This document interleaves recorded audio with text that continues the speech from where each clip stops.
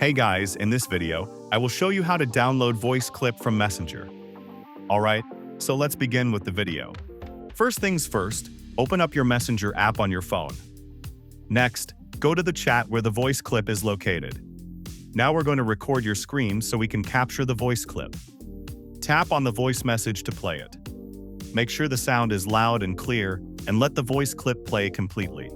Once the voice clip has finished playing, stop your screen recording. Now open your web browser. You can use Chrome, Safari, or any browser you prefer. In the search bar of your browser, type video to MP3 converter and hit enter. Click the first website that comes up in the search results. Look for one that allows you to convert video files into MP3 format. On the converter website, find the button that says something like Choose Files or Upload Video. Tap on it, then find and select the screen recording you just made. After you've uploaded the screen recording, look for a button that says Convert or something similar. Tap that button to start the conversion process from video to MP3.